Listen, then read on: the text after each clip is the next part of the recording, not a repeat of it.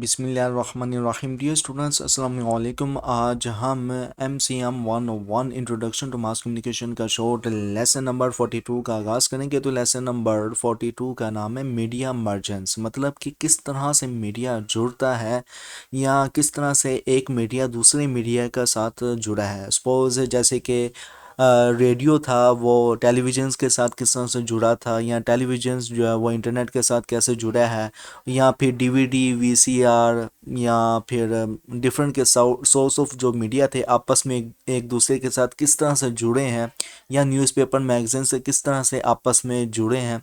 आपको overall media की मर्जेंस आपको लेसन नंबर 42 में बताई गई है स्टूडेंट्स। और लेसन का आगाज़ करने से पहले मेरी रिक्वेस्ट है उन व्यूवर्स से जिन्होंने अभी तक साइकोलॉजिस्ट कम्युनिटी यूट्यूब चैनल को सब्सक्राइब नहीं किया, तो काइंडली प्लीज़ कर देना साइकोलॉजिस्ट कम्युनिटी यूट्यूब चैनल को सब्सक्राइब, वीडियो को लाइक करें, क्लासमेट के साथ शेयर करें। और अगर आप मॉडर्न और इस्लामिक साइकोलॉजी के हवाले से जानने में इंटरेस्टेड है तो inner Psychoflix YouTube channel powered by psychologist community, इसी वीडियो के डिस्क्रिप्शन में आपको इनर साइकोफ्लिक्स यूट्यूब चैनल का लिंक भी मिल जाएगा।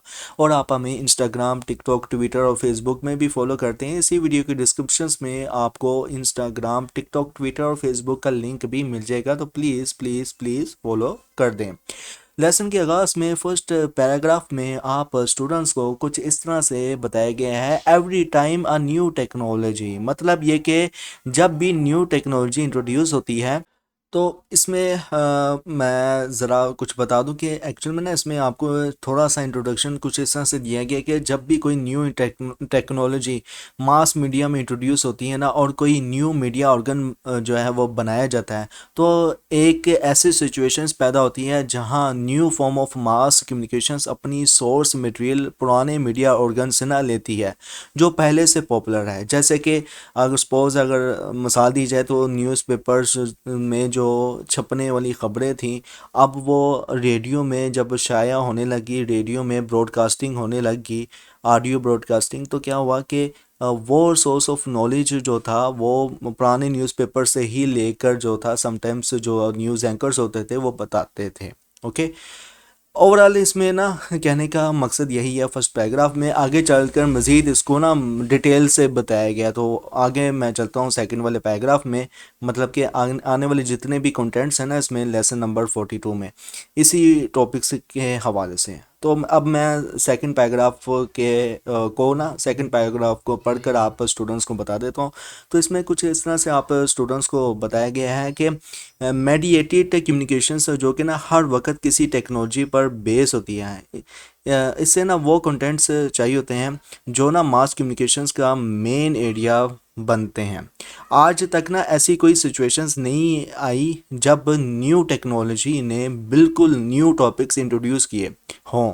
और यहाँ यहाँ पे ना हम देखेंगे कि कैसे वेरियस टेक्नोलॉजीज़ के आने से ना मीडिया की कम्युनिकेशंस हुई है, फ्रॉम प्रिंट टू इलेक्ट्रॉनिक अमलगमेशंस। मतलब अब ये देखें कि प्रिंट जो मीडिया था वो किस तरह से इलेक्ट्रॉनिक मीडिया के साथ कंबाइन हुआ। आपको इसमें ना यही कुछ बताया गया है। ओवरऑल मैं आप स्टूडेंट्स को पढ़ के बता देता हूँ। फर्स्ट पैराग्राफ में आप स्टूडेंट्स को कुछ इस तरह से इसमें बताया गया है कि प्रिंट मीडिया को ना सोसाइटी में तकरीबन 4 साल तक एक ख़ास मुकाम हासिल था। जब 20 सेंचुरी के पहले क्वार्टर में ना रेडियो को इलेक्ट्रोमैग्नेटिक वेव से टेक्नोलॉजी की बुनियाद पर इंट्रोड्यूस किया गया, तो ये पहली बार था जब लोगों ने ना वायरलेस कम्युनिकेशंस को ना मैसिव स्केल पर एक्सपीरियंस किया था। ओके, और सेकंड वाले पैराग्राफ में कुछ इस तरह से आप स्टूडेंट्स को बताया गया है कि रेडियो अपने साथ ना लिसनिंग प्लेयर्स लाया था, मतलब कि सुनने की ख्वाहिशात जो थी लोगों के अंदर पैदा की थी रेडियो ने। म्यूज़िक, टॉक्स और न्यूज़ वगैरह जैसे होगी, लेकिन news, talk shows, discussions, educational programmes और कमेंट्स के कंटेंट्स न्यू नहीं थे, बल्कि ना ये वही कंटेंट्स थे जो लोग ना पहले से प्रिंट मीडिया की वजह से ना जानने पहचानते थे। मतलब कि आप देखेंगे न्यूज़पेपर में जो खबरें आप पढ़ते थे वही आप सुनकर जो था वो ज़्यादा रिलाई करते थे, और सिर्फ टेक्नोलॉजी में ना फ़र्क था। ठीक है, लेकिन वही खबरें जो न्यूज़पेपर में होती थी वही अब रेडियो में आने लगी थी, और लोगों में फिर जो सुनने की जो हिस्स थी वो मज़ीद इनक्रेज हो गई थी। सो हम कह सकते हैं कि रेडियो एक तरह से ना प्रिंट और इलेक्ट्रॉनिक मीडिया का मर्जेंस था, ख़ास तौर पर कंटेंट के हवाले से। ओके, रेडियो टीवी मर्जेंस, इसमें रेडियो टीवी किस तरह से आपस में जुड़े थे आपको बताया गया है। तो इसमें फर्स्ट 3 लाइनों के पैराग्राफ में कुछ इस तरह से आप स्टूडेंट्स को बताया गया है कि टीवी भी ना रेडियो वे टेक्नोलॉजी पर बेस्ड था, लेकिन इलेक्ट्रोमैग्नेटिक वेव्स के ज़रिए ना इमेजेस की ट्रांसमिशंस ने इसे एक यूनिक डिस्टिंक्शंस दी थी, और आम लोगों की नज़र में ना टीवी एक अलग चीज़ थी। ओके, क्योंकि अब जो चीज़ आप सुन नहीं रहे थे बल्कि देख भी रहे थे और सुन भी रहे थे, तो ये एक अनोखी चीज़ थी। ओके, तो सेकंड पैराग्राफ में आप स्टूडेंट्स को कुछ इस तरह से इसमें बताया गया है कि लेकिन ना कंटेंट के हवाले से टीवी ने ना रेडियो फॉर्मेट से कई आइडियाज़ उठाए थे, जैसे कि group discussions, musical programmes, commentary on sporting events और न्यूज़ प्रेजेंटेशंस। फ़र्क सिर्फ इमेजेस के होने की वजह से था। ठीक है, अब वही चीज़ जो आप रेडियो में सुनते थे, अब वही चीज़ आप देख भी रहे हो, सुन भी रहे हो, तो ज़्यादा तब्दीली नहीं थी। बस ये था कि टीवी ने और रेडियो ने आपस में कंबाइन अपनी शुरू कर दी थी। TV and computer getting one IPT, मतलब कि इंटरनेट प्रोटोकॉल टीवी। ये भी एग्जाम पॉइंट ऑफ व्यू से इंपॉर्टेंट है। इसका जो एब्रीविएशन आईपीटी, इसको मैं हाईलाइट कर लेता हूँ। जैसे कि इसमें ना फर्स्ट ऑफ पैराग्राफ में, पहले पैराग्राफ में कुछ इस तरह से आप स्टूडेंट्स को बताया गया है कि 20वीं सेंचुरी के ना तीसरे क्वार्टर में साइंटिस्ट ने ना डिजिटल टेक्नोलॉजी का इस्तेमाल करके वो कंटेंट्स ट्रांसमिट करने में कामयाबी हासिल की है जो पहले सिर्फ एनालॉग टेक्निक से होती थी। इससे ना एनालॉग और डिजिटल टेक्नोलॉजी से का ना एक कम्बिनेशंस बनाया, और ये वही जगह थी जहाँ ना मीडिया का मर्जेंस शुरू हुआ था। ओके, और मज़ीद आपको इस वाले पैराग्राफ में कुछ इस तरह से आप स्टूडेंट्स को बताया गया है कि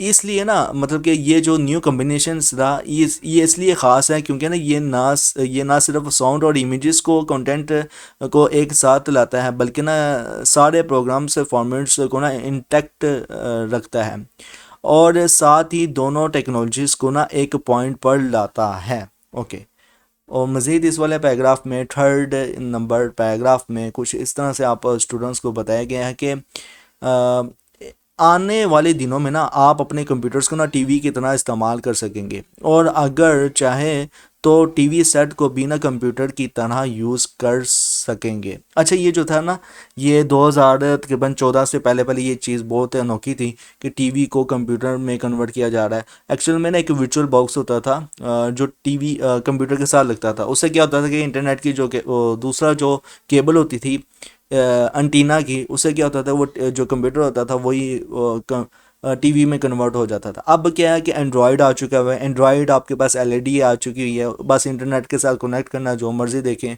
टीवी देखना टीवी देख लें। तो ये थोड़ी सी चेंजेस होनी चाहिए ये जितने भी इस लेसन नंबर 42 में कुछ कंटेंट्स बताए गए हैं। जैसे कि मैं आपको बता रहा था इस वाले पैराग्राफ को पढ़कर, तो इसमें मज़ीद आपको कुछ इस तरह से बताया गया है कि टीवी सेट को भी ना कंप्यूटर की तरह यूज़ कर सकेंगे, क्योंकि ना 2006 के बाद ना बनाए गए अक्सर टीवी सेट्स में ना एक चिप होती थी जो डिजिटल टेक्नोलॉजी से ट्रांसमिट होने वाली जो मैसेजेस को ना डिकोड कर सकती थी।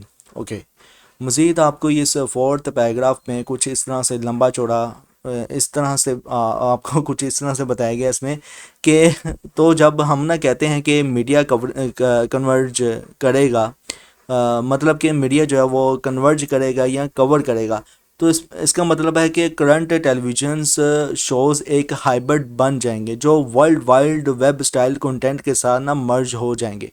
टेलीविज़न शोज़ में दूसरे मीडिया टाइप से जैसे कि टेक्स्ट भी ना मर्ज हो जाएंगे, और world wide web pages temporal entities जो है वो बन जाएगी, जो एक कहानी सुनाएगी। दूसरे तरीके से ना देखा जाए या दूसरे तरीके से देखते हैं तो आपका ना टेलीविजन और कंप्यूटर्स दोनों एक सुपर ब्राउज़र चलाएंगे जो सेम कंटेंट दोनों डिवाइसेस पर देख देख सकते हैं।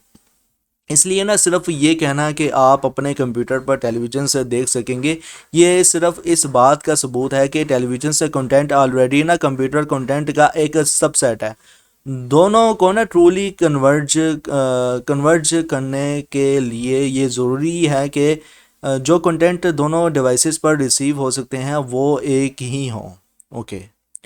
और इस लास्ट वाले पैराग्राफ में आप स्टूडेंट्स को कुछ इस तरह से इसमें बताया गया कि जब हम कहते हैं कि मीडिया कन्वर्ज नहीं करेगा, इसका मतलब है कि टेलीविज़न शोज़ और वर्ल्ड वाइड वेब कंटेंट अपने अपने डिस्टिंक्ट मीडिया फॉर्म्स में ही रहेंगे, और आप अपने टेलीविज़न्स को टेलीविज़न शोज़ देखने के लिए यूज़ करेंगे और कंप्यूटर को वेब कंटेंट देखने और ब्राउज़ करने के लिए इस्तेमाल करेंगे।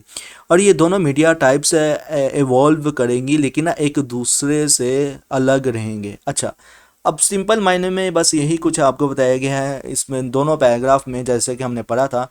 इसमें सिंपल मायनों में यही बताया गया कि अगर कन्वर्ज करेगा मीडिया, अब ये डिफरेंस आपको पता होना चाहिए, एग्जाम पॉइंट ऑफ व्यू से इम्पोर्टेंट है। अगर मीडिया कन्वर्ज करेगा इसका मतलब ये है कि वही चीज़ें जो आप देख रहे हो न्यूज़पेपर में, वही चीज़ें आपको जो है वेबसाइट्स में भी मिल जाएंगी, प्लस ये है कि मीडिया में सुनने को भी मिल जाएगा और न्यूज़पेपर में भी सुनने को मिल जाएगा। लेकिन अगर मीडिया कन्वर्ज नहीं कर रहा तो इसका मतलब ये है कि जो कंटेंट जिस वेबसाइट में पब्लिश है ना, वो मीडिया कवर नहीं करेगा, मीडिया में नहीं आएगा, ना ही न्यूज़पेपर में आएगा, ना ही किसी न्यूज़ वीडियो में आएगा। ओके, तो ये डिफरेंस आपको पता होना चाहिए।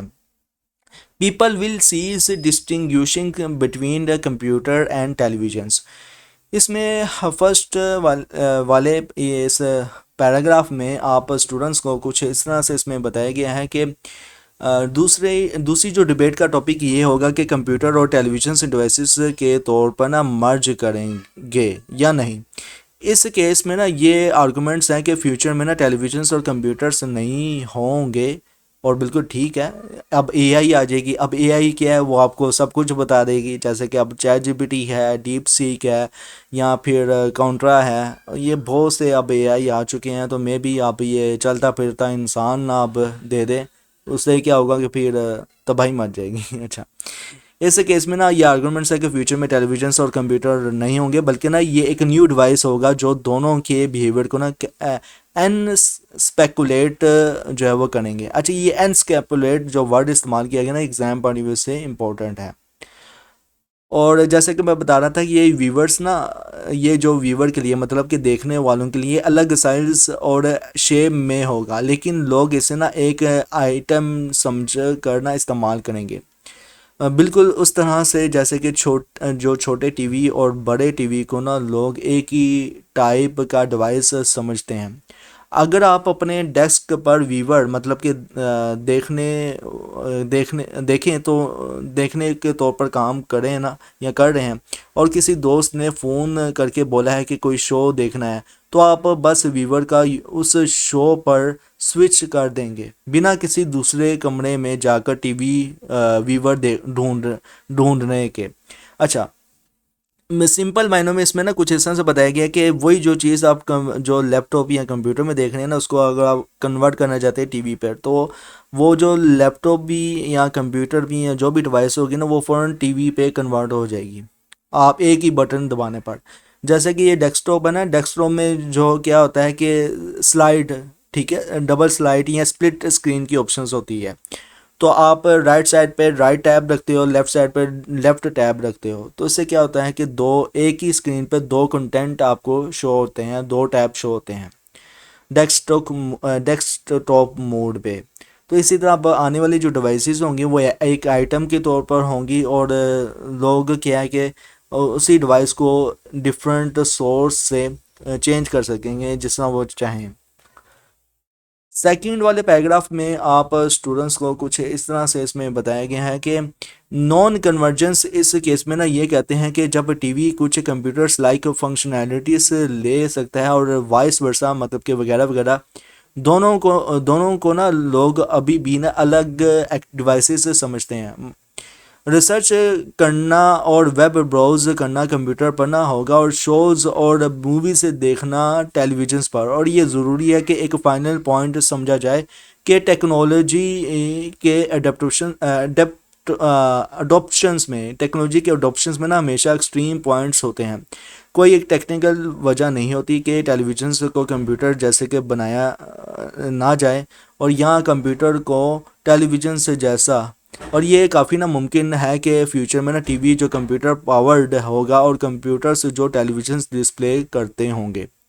अच्छा, ये जो है ना एग्ज़ाम पॉइंट ऑफ व्यू से इम्पोर्टेंट तो हो सकती है, लेकिन जो मैंने मतलब कि पढ़े हैं इन इस लेसन नंबर 42 में जो कंटेंट्स जो जो important exam point of view से, वो मैंने रेड कलर में हाईलाइट किए हुए हैं और येलो कलर में भी मैंने हाईलाइट किए हुए हैं। तो ये एग्ज़ाम पॉइंट ऑफ व्यू से इम्पोर्टेंट है। घुमा फिरा के इसी तरह से आपसे पूछा जाएगा कि पहले जो लोग हैं वो क्या कहते हैं और दूसरे जो लोग हैं वो क्या कहते हैं। दो तरह के लोग इसमें बताएंगे। फर्स्ट पैराग्राफ में फर्स्ट पीपल जो चाहते हैं कि मतलब कि वर्किंग के लिए, डेस्क वर्किंग के लिए जो है वो टीवी जो मोड है वो भी ऑन हो जाए, या कंप्यूटर जो मोड है वो भी ऑन हो जाए। दूसरे जो लोग हैं वो कहते हैं कि जो टीवी है टीवी की तरह ही काम करे, कंप्यूटर कंप्यूटर की तरह ही काम करे, लेकिन ये जो अडोप्शंस हैं ये चलती रहेगी और एट दी लास्ट जो है वो ये चीज़ें फाइनलाइज हो जाएंगी। अब तो ये फाइनलाइज हो चुकी हैं। ज़ाहिर सा बात है कि आपके पास अब एंड्रॉयड आ चुका हुआ है, उसी को आप अगर चाहें तो टीवी में भी कन्वर्ट कर सकते हैं। डिश टीवी जो है वो लग सकता है एंड्रॉयड के साथ। यहाँ फिर उसको इंटरनेट में कन्वर्ट करना है, इंटरनेट पे कन्वर्ट कर लें। अगर कंप्यूटर में कन्वर्ट करना है, कंप्यूटर में कन्वर्ट कर ले। जो ये एलईडी जो एंड्रॉयड आ गई है ना लेटेस्ट, इसमें यही है। यहाँ तक कि वर्चुअल आ गई हुई है। वर्चुअल टेक्नोलॉजी क्या है? वर्चुअल के बाद फिर अब एडवांस लेवल पे एआई टेक्नोलॉजी है। Nature of programme remains a questions, इसमें ना आपको कुछ इस तरह से इसमें बताया गया है कि इसी वजह से ना डिबेट का जो फोकस है इस बात पर होगा कि ज़्यादातर ना टेलीविजन और कंप्यूटर्स की किस फंक्शनैलिटीज़ को ना साथ ऑपरेट करेंगे, और किस टाइप का media majority of broadcast horse के लिए ब्रॉडकास्ट किया जाएगा। सबसे बड़ा सवाल ये है कि क्या टेलीविजन्स और कंप्यूटर्स वक्त के साथ ज़्यादा सिमिलर होंगे, या वो अपने अलग अलग पाथ पर इवॉल्व करेंगे।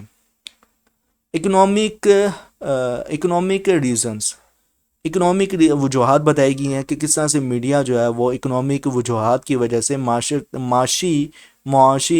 वजूहात की वजह से जुड़ा है। ठीक है, मीडिया कन्वर्जेंस हुई है या मीडिया मर्जेंस हुई है।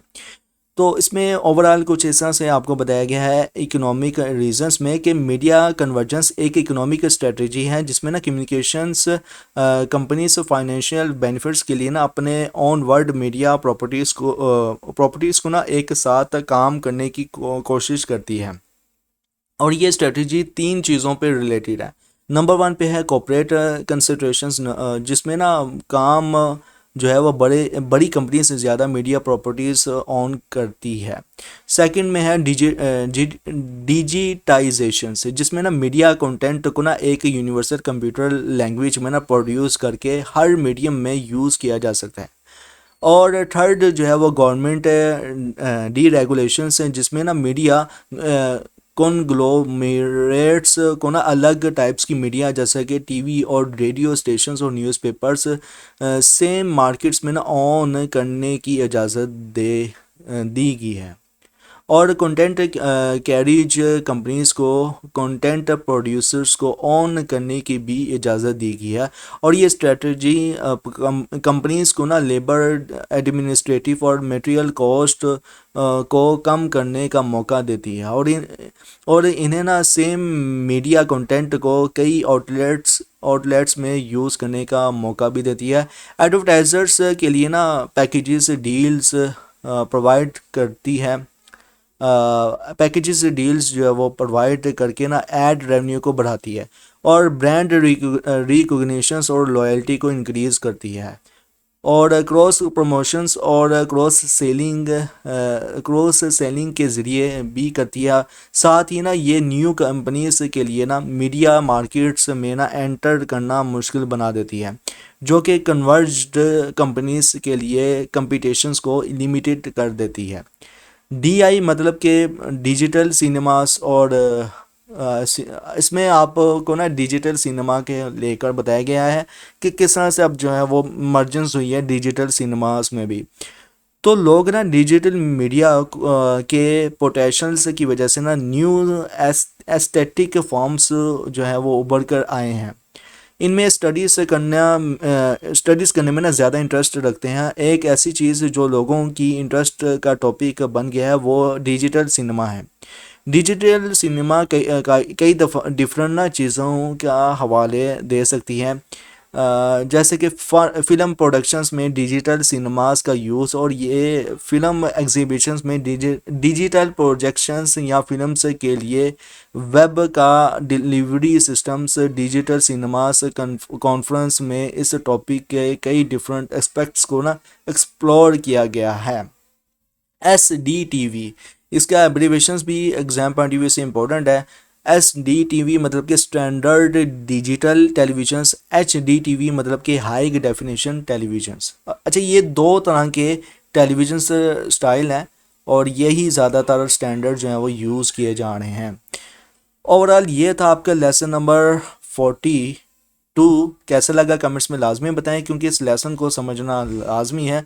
इस लेसन में ना आपको ओवरऑल मीडिया की मर्जेंस के हवाले से बताया गया है कि किस तरह से मीडिया कन्वर्जेंस को समझना और देखने का कैसा अलग अलग टेक्नोलॉजी से, जैसे कि प्रिंट और रेडियो, टीवी और कंप्यूटर्स एक दूसरे के साथ ना मर्ज होकर new forms of media create करते हैं। Overall exam point of view से क्या क्या इंपॉर्टेंट हो सकता है मैंने ऑलरेडी आपको बता दिया हुआ है, कि जो मैंने हाईलाइट किए हुए हैं पॉइंट इस हैंडआउट्स में, इस लेसन नंबर 42 में, और यही बस एग्ज़ाम पॉइंट ऑफ व्यू से इंपॉर्टेंट हो सकते हैं, क्योंकि मेरी जो है शार्प ऑब्जर्वेशंस यही बताती हैं। मज़ीद ये है कि इसमें ये जो लास्ट वाली लाइन है इसको भी मैं हाईलाइट कर लेता हूँ, ये भी एग्ज़ाम पॉइंट ऑफ व्यू से इंपॉर्टेंट हो सकते हैं। ओके, और इसमें अब मैं देख लूँ कि क्या क्या इंपॉर्टेंट हो सकता है इस लेसन नंबर 42 में। अच्छा, यहाँ पे व्यूवर्स को लेकर जो था ना, ये मैं सोच रहा था कि इसको पूरा मैं हाईलाइट कर लूँ, लेकिन क्या है कि ज़्यादा हाईलाइट करने से क्या होता है कि स्टूडेंट भी पैनिक हो जाता है कि ये इतना कुछ हाईलाइट किया हुआ है, ये सब कुछ पढ़ना पड़ेगा, क्योंकि ये पहला जो पैराग्राफ है ये भी एग्जाम पॉइंट ऑफ व्यू से इम्पोर्टेंट है ओवरऑल। तो इंशाल्लाह मिलते हैं लेसन नंबर 43 में। Till then thank you so much. अल्लाह हाफिज़।